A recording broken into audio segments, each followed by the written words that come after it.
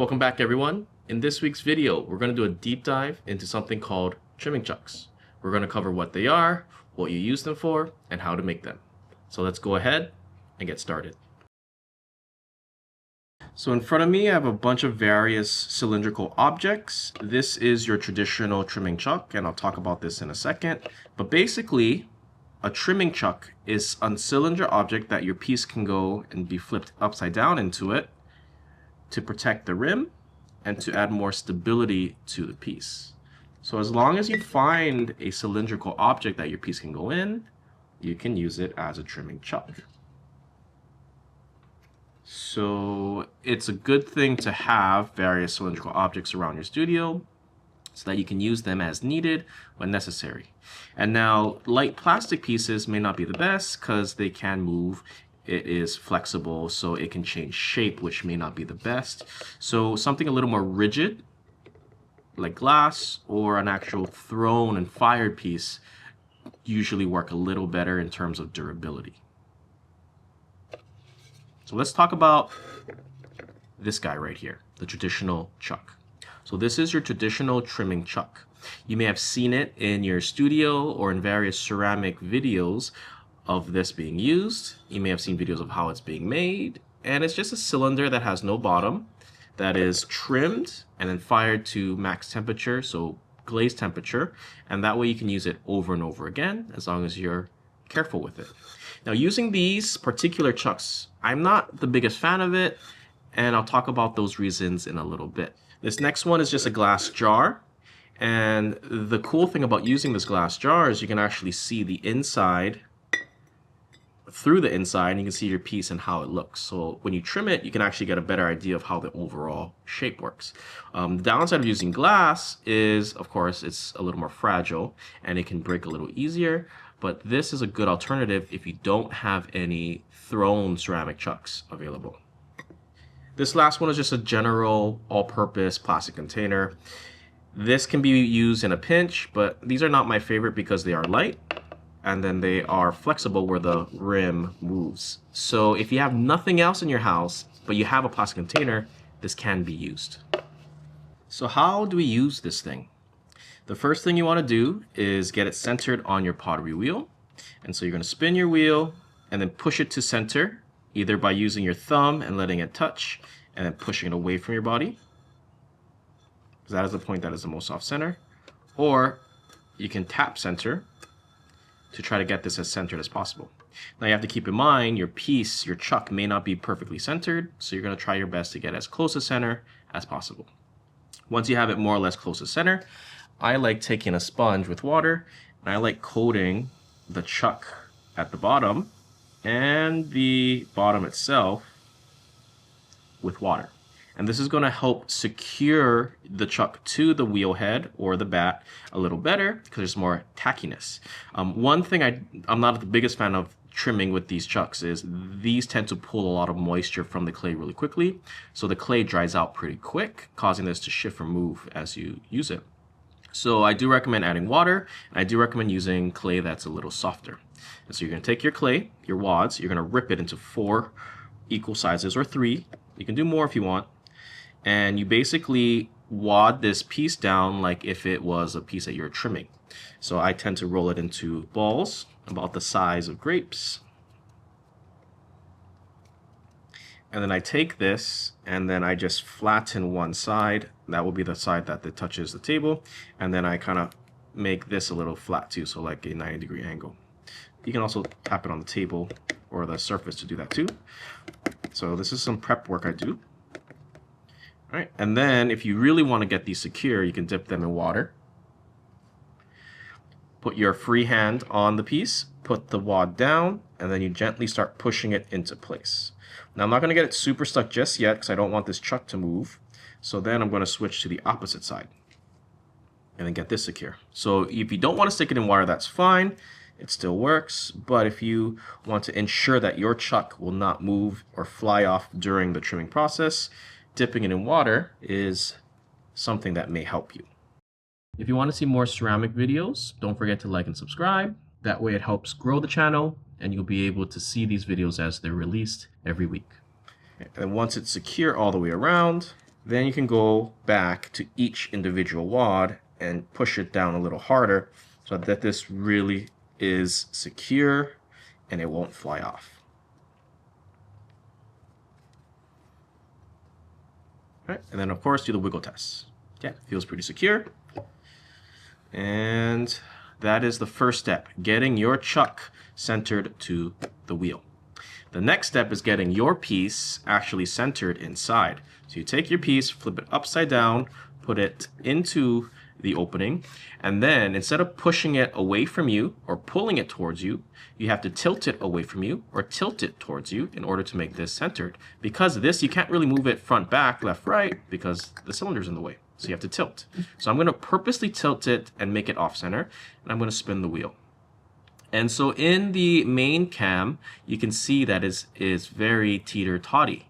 If I take this wooden tool and I put it on top, you can see that that goes up and down, which it shouldn't. So to get this centered, what you do is you take your pointer finger or any device, I prefer my finger, hold it as steady as possible at 6 o'clock, and you let it touch the piece. Wherever it touches, that is the point that is the most off center. So you stop the wheel at that point, you take that point, and then you push it away from you. So you pick it up and you tilt it and start pushing it towards the camera or towards midnight. Then you spin the wheel again and you repeat. So every time it touches my finger, stop it, tilt it away from me, and repeat until this is perfectly centered. All right, and then you want to also feel the rim to make sure it doesn't rise and fall. Now you may not be able to get it 100% centered, but you could get it pretty close. So it's almost there. And right there feels a little better. And then once you have your piece centered, same thing like how I coated water on the bottom, I want to coat the top of the chuck with water. But I don't want to coat the actual piece, because if this was clay like how it normally is, you don't want to get that wet or it's going to get really sticky.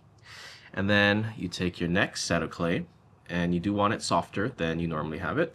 I rip it in half because I'm going to make a coil. I take this piece and I'm just rolling it up to make this into a coil. And it's about as thick as my pointer finger. Then I take this coil, and what I'm doing is I'm pinching one side of it into this kind of ridge so that it has this little thinner part to stick in between this little section that meets the body of your piece.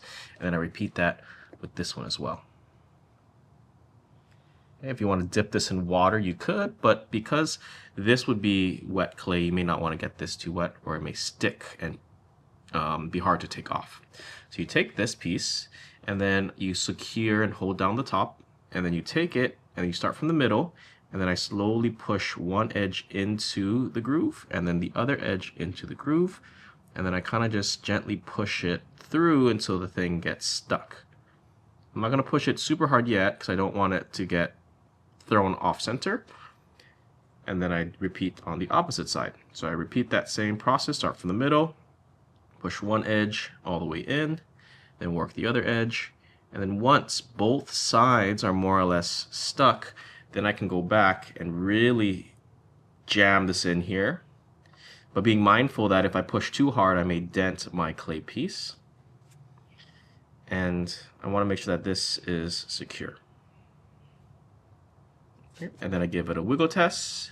If it feels pretty secure, then I can go ahead and start trimming this like how I normally would. But one tip, if you were to trim this as is, odds are all your trimmings that fly off of your piece will not go into the splash pan because it's so elevated. So you will need to put some sort of material inside of this well in order to keep the trimming secure. And so I have one type that I like to use. Oh, I actually lied, I have two types. The easiest material to get is oak tag or poster board that is flexible. And you basically put it into the splash pan and you trim. And normally you want the opening of it where your hands are so that you can trim without it getting in the way. You could also close this with another material or get one long enough to go all the way around, but then you have to trim with your hands elevated, so it may be a little difficult. So this works, and it will make noise like that. So you could potentially put tape on the inside of the splash pan to tape it so it stays open, and that way it more or less should catch the trimmings a little better. So that is the easiest material to obtain. The one that I prefer, which would be harder, is laminated or basically plastic. This is just laminated, an old laminated schedule that we had for our school, and I use this and I like it because it should be waterproof. And if trimmings get stuck to it, I can easily wipe it away and then wipe it clean, whereas the paper material kind of gets damaged. And so I have 2 of these, and then I basically flip them so that the natural curve of this piece is flared outwards. So I flip this around too, and that way it creates a perfect ring around this, so all the trimming should fly into here. And if I want to, I can position it where I overlap them slightly so that I can trim with my hands over here. But you might need to put like a box underneath the wheel to catch any trimmings that fly this way. But that way it reduces the amount of cleanup you may need to do. But that's basically how you set up your chuck and how to trim. When you're done, you just pop everything off, and then your piece should be ready to dry out and get fired for the next stage of the process. But I am not a fan of trimming with these because these tend to get dry quick, where they pop off mid-trim and then your piece gets teetered and then you're gonna have to recenter it, or these wads pop off mid-trim and this starts to wiggle and then you're gonna have to recenter everything. So there are a few tips I have to ensure that this stays a little more stuck beyond adding pieces of clay to get it wadded. So that one piece of material I have that I recommend is paper towel or wet newspaper or a wet cloth. And so what you do to use this to make sure that this stays even more stuck is before you get this centered onto here, you can take this material, in this case it's just wet paper towel, and then I'm going to rip it into shreds so I can put 4 pieces across the center. So I'm going to take this, fold it, and then I want strips. So I'm going to go ahead and then rip this in the center, and then rip this into 4ths. So I have these strips, and then I'm going to fold them in half to make them double thick. And this is still a little too long, so I'm going to rip that in half one more time. And these are going to drape over the rim. And so what this does is it allows the piece that you're trimming to get a little more secure because this stays wet. And then you're going to put the clay between these pieces. And so I prefer this method because the chuck tends to stay a little more hydrated longer because this wet paper towel sticks to the clay a little better. But you have to make sure you have space in between the paper towels so that you can still wad it with clay.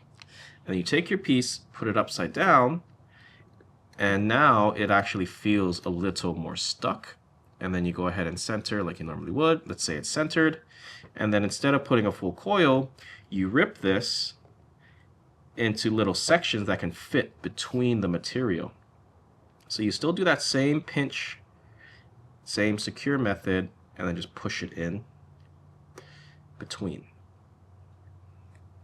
And this material that you put, it doesn't have to be paper towel, it could be cloth, it could be those reusable paper towels, it could be newspaper, it could even be plastic.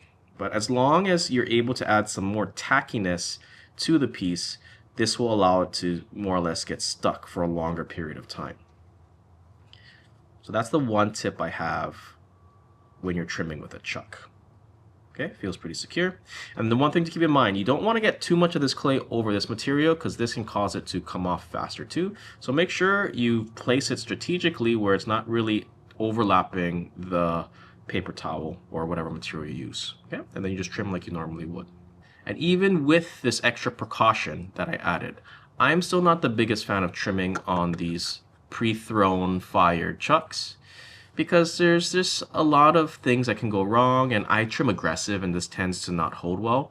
And so the one thing that I prefer is a thrown chuck that is not fired but kept in the semi-leather hard condition. And that looks something like this.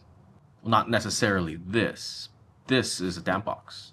And a damp box is a plastic bin that has a plaster slab on the bottom that's hydrated and it's wet. And what it does is it creates a wet environment inside the container so that whatever's inside of it stays wet. And so in this case, there are some wet pieces of clay in here that I've thrown many years ago, 5 years to be exact, so back in 2020. And the last time I opened this and used it was in 2021. So 4 years this has been sitting. There has been some interesting things growing on it, and I will be diving into what is in here and how I made this in the next video. So if that's something that you're interested in learning about, don't forget to like and subscribe, and we'll get into what's in this mystery box next week. Thank you for watching, and I'll see you guys in the next video.